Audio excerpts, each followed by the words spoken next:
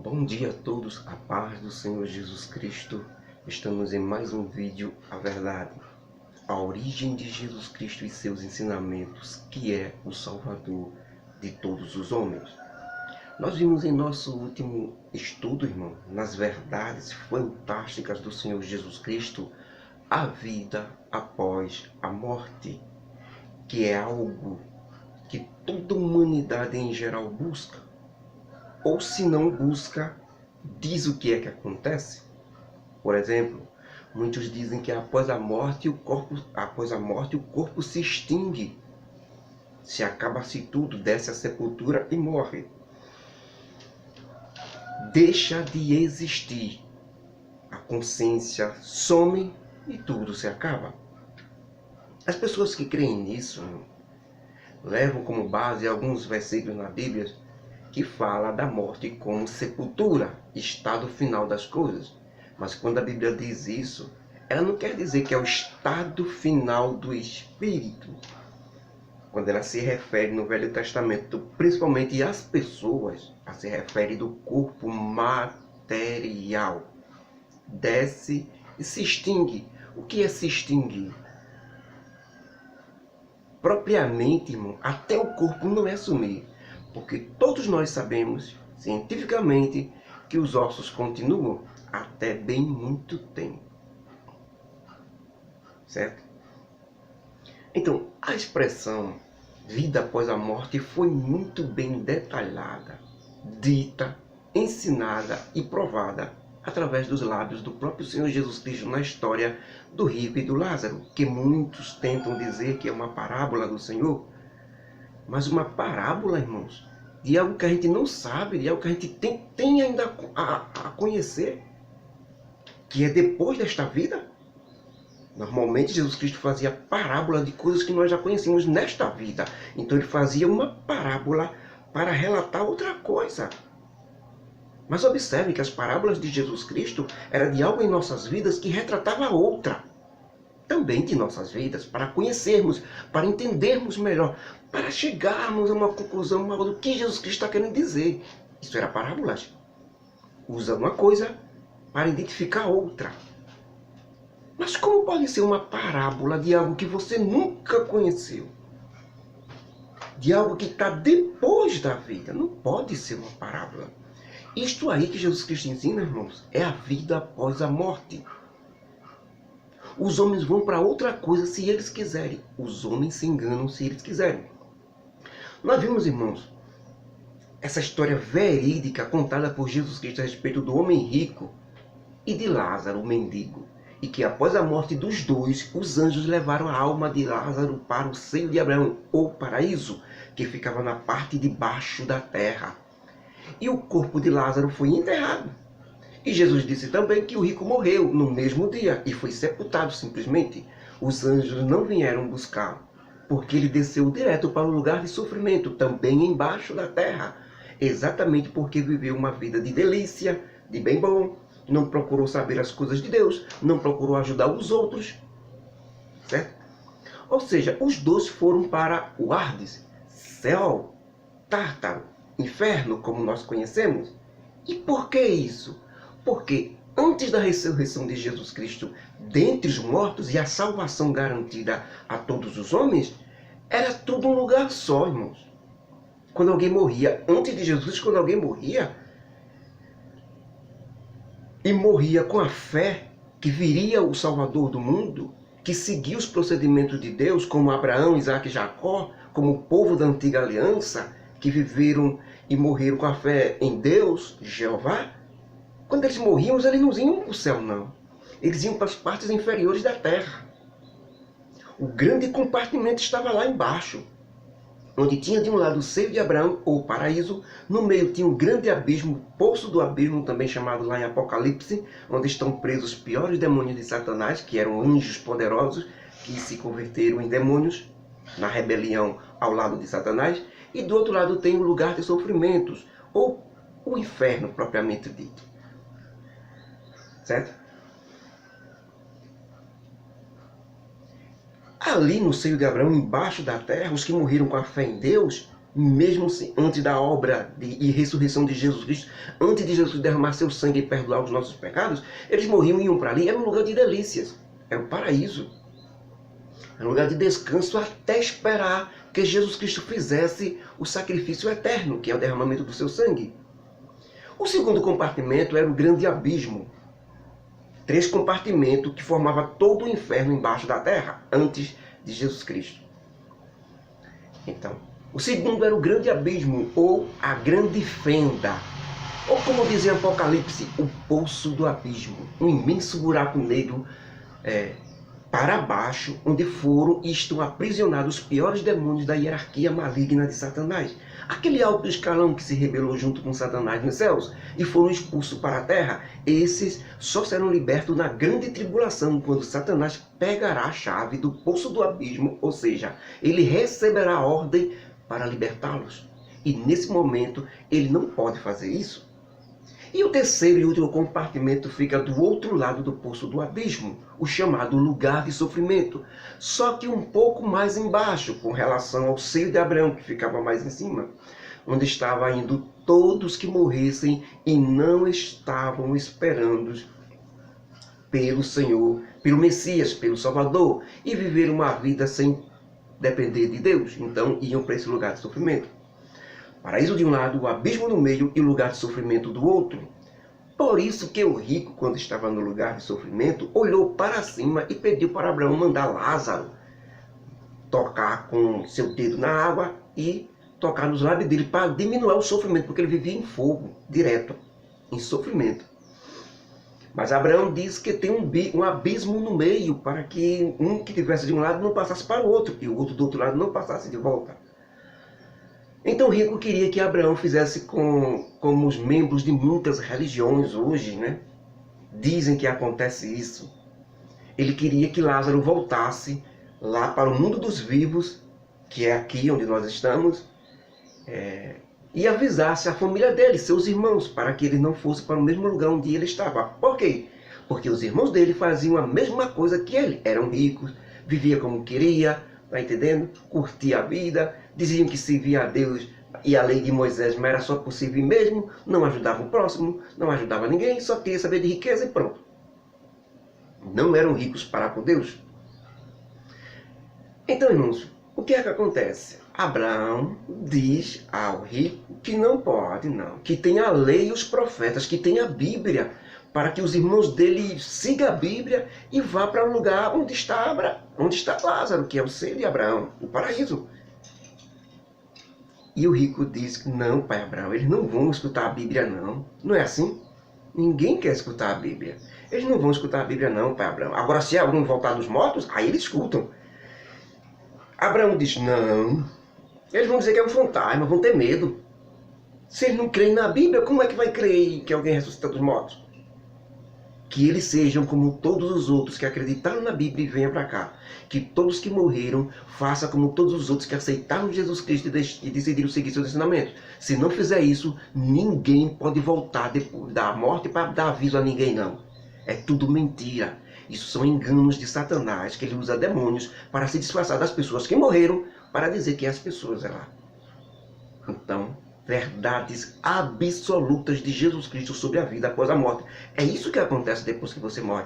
Quer saber o que é que acontece depois que você morrer? É isso. Se você aceitar Jesus Cristo como seu Salvador,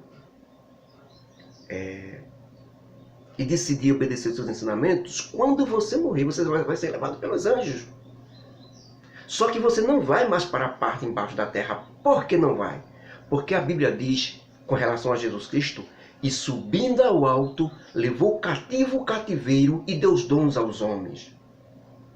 Lá, quando ele subiu, antes do dia de Pentecostes, ele deu o dom do Espírito para os discípulos que estavam ali nele. E subiu ao céu e foi recebido na glória. Só que quando ele morreu, ele desceu às partes inferiores da terra, onde estava o paraíso de um lado, o abismo no meio e o inferno do outro. Por que ele desceu lá? Para pregar os espíritos em prisões e dizer que a promessa de Deus foi cumprida, que ele veio ao mundo e que derramou seu sangue para a salvação de todos. Mas aqueles não podiam mais ser salvos porque já estavam condenados. Depois, é isso que a Bíblia diz, ele pega o seio de Abraão, o paraíso, tira de lá debaixo da terra e leva para o céu, para um lugar chamado embaixo do altar de Deus. Não pode levar até o altar de Deus, não pode levar até diante de Deus. Por quê? Porque essas pessoas que estão no paraíso ainda não estão com corpos gloriosos. Ninguém pode chegar diante de Deus sem o corpo glorioso, senão será fulminado. Por isso que Jesus Cristo diz: ninguém subiu ao céu, senão aquele que desceu do céu, o Filho do homem que está no céu, que era ele mesmo. Quando Jesus ressuscita, ele já pega o corpo glorioso e sobe. Aí ele pode ir até o céu, pode ir até diante de Deus, porque ele está com o corpo glorioso. No arrebatamento da igreja, as pessoas que estão num lugar chamado Seio de Abraão, os que morreram salvos, os que morrem hoje, que vão para este lugar, não vão para diante de Deus não, eles não podem. Porque seus corpos estão aqui na terra, em detritos. No dia do arrebatamento, quando Jesus Cristo vir chamar a sua igreja, estas almas que estão lá, certo? Vão até seus corpos serão recompostos em corpos gloriosos, e então todos subirão com Jesus Cristo. Aí poderão estar diante do trono de Deus, porque já estão com corpos gloriosos e não poderão ser fulminados. Porque aquilo que é material é corruptível. Se chegar diante de Deus é completamente destruído. Moisés quis ver a Deus e Deus disse que não podia, ele seria destruído se ele visse Deus cara a cara. Certo? Muitos homens de Deus queriam ver Deus, mas se vissem, seriam destruídos por causa da fraqueza do corpo.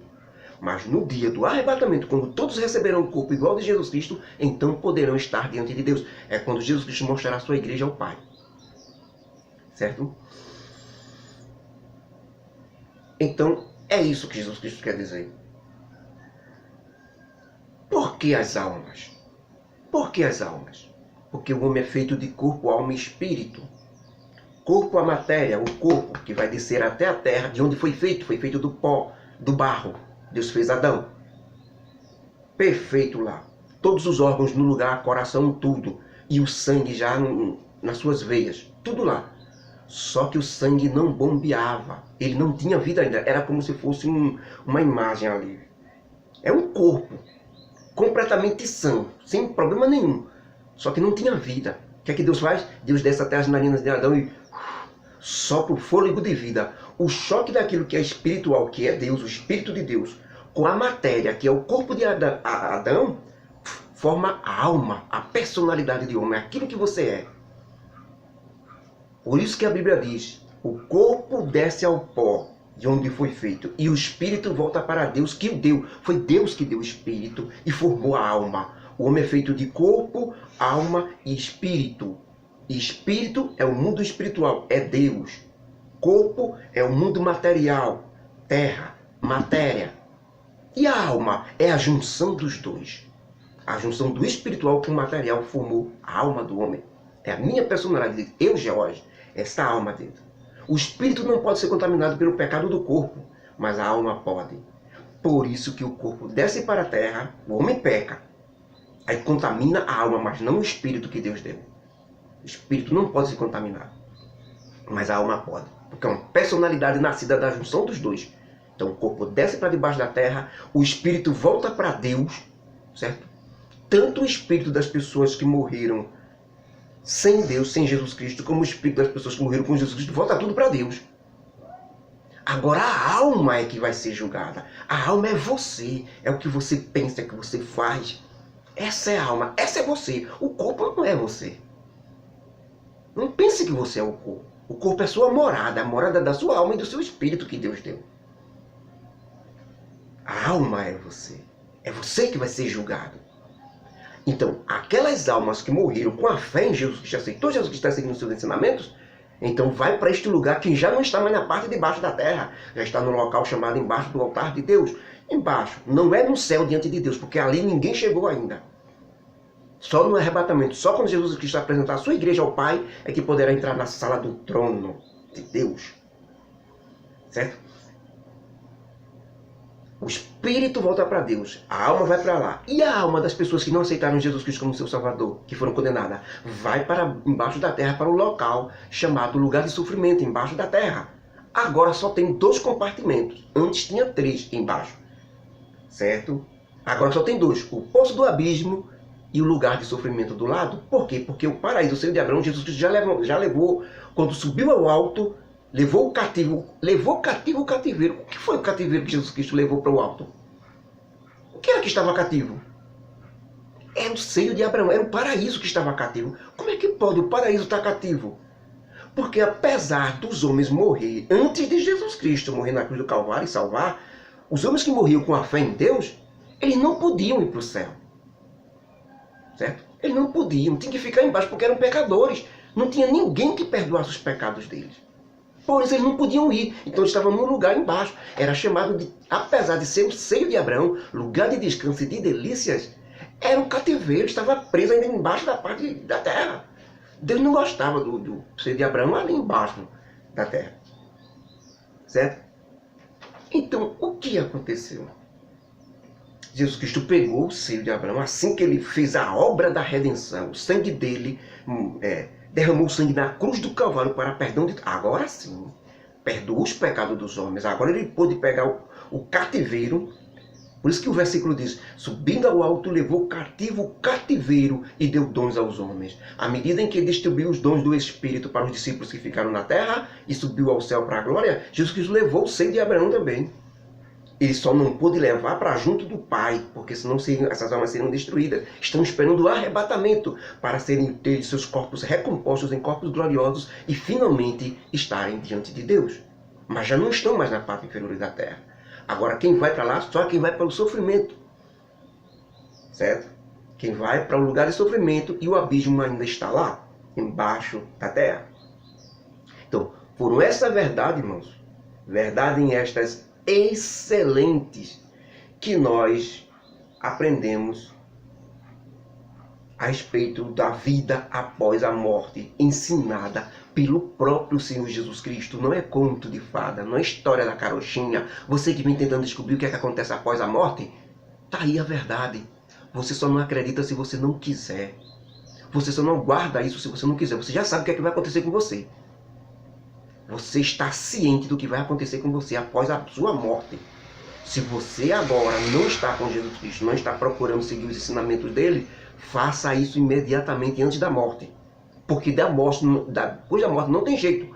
Observe que Jesus Cristo, quando morreu e derramou seu sangue, ele desceu até o inferno para mostrar aos espíritos que estavam em prisão e os espíritos de Satanás também, que a promessa de Deus que foi prometida ao homem foi cumprida. Só que esses espíritos que estavam em prisão, estavam condenados, não puderam mais se salvar, mesmo que se arrependessem. Não havia mais arrependimento, porque já passou a morte. O arrependimento é enquanto você tem vida. Enquanto você tem vida, há esperança. Depois da morte não tem mais jeito. Segue-se o juízo. Ou para o céu, no lugar do seio de Abraão, que não é propriamente no céu, no trono de Deus, mas é um lugar de delícia já perto de Deus, ou para baixo, do lugar de sofrimento. Então é agora, enquanto você tem vida. Siga os ensinamentos de Jesus Cristo. Veja que ele já lhe disse o que vai acontecer. Jesus Cristo disse, eu não julgo ninguém agora, nem vou precisar julgar. Naquele dia do julgamento, as minhas palavras, o que eu tenho ensinado, é isso que vai julgar cada um. Então você vai ser julgado naquele dia, não é por Jesus Cristo não, é por causa disso que ele ensinou. Ele avisou. Você só não segue se você não quiser. Então agora só está na parte inferior da terra o abismo, o poço do abismo e o lugar de sofrimento, propriamente inferno, digamos assim. O seio de Abraão, para ele, já não está mais na parte inferior da terra. Jesus Cristo já subiu depois da sua ressurreição dentre os mortos. Então, irmãos, ainda no caminho de Jerusalém, quando Jesus Cristo ensinava essas verdades fantásticas a respeito da vida após a morte, ele dá a história do rico e de Lázaro. Aparecem 10 leprosos para serem curados por Jesus Cristo. A doença lepra naquele tempo, irmãos, é o mesmo que nós podemos dizer hoje AIDS, incurável. Não tinha cura e eram abandonados para... Todos que eram contaminados pela lepra eram abandonados para serem mortos. A lepra era doenças que apareciam por todo o corpo, feridas cheias de pus. É como se a carne estivesse podre. Certo? Era muito contagiosa, pegava pelo ar. Se você tocasse na pessoa, você era contaminado. Por isso essas pessoas eram escanteadas, eram chamadas zona de quarentena. Eram separadas. Normalmente eles colocavam eles em cavernas, todos lá juntos, para morrerem. Para chegar no final e morrerem. Porque eram leprosos. Essa lepra era adquirida porque naquele tempo, irmãos, a higiene era muito fraca. A sujeira era muito grande e isso era praga e micróbios, hoje chamado como bacteríases, que é o fungo que produz essa lepra, que produz essas feridas no corpo de todo homem pela falta de higiene. Por que foi combatida hoje a lepra? Naquele tempo não. Os homens ainda não conheciam esses micro-organismos que, por causa de falta de higiene, de lavagem, as pessoas demoravam muitos dias sem tomar banho, sem se lavar. Então era normal que adquirisse isso. E por causa da proliferação, era uma doença incurável. Depois de pega, era difícil curar, não tinha como curar. Só um milagre, só o Senhor Jesus Cristo poderia curar a lepra. Hoje não, hoje tem tratamento e hoje pode ser curado. Mas a lepra de antes é a AIDS de hoje, que não tem cura. Naquele tempo, para eles, era doença incurável. Estava ali para ser morto. Então esses 10 leprosos chegam diante do Senhor Jesus Cristo e diz para ele: Senhor, tem misericórdia de nós. Jesus Cristo, olhando para os 10 leprosos, nos ensina algo muito fantástico também. Essa lição dos 10 leprosos é algo fantástico. Porque Jesus Cristo simplesmente diz para eles: vão agora e se apresentem diante do sacerdote de Deus e ofereçam a oferta pela cura.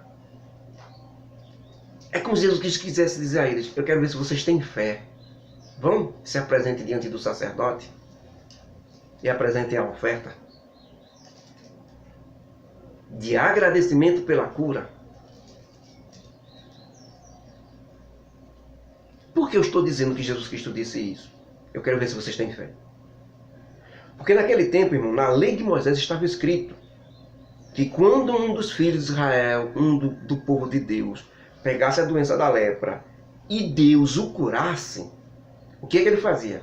Essa pessoa que foi curada por Deus, para dar glória a Deus, ele pegava uma oferta que era estipulada normalmente para quem era pobre, eram 2 pombinhos, pegava essa oferta e ia até o templo do Senhor. Lá estavam os sacerdotes esperando.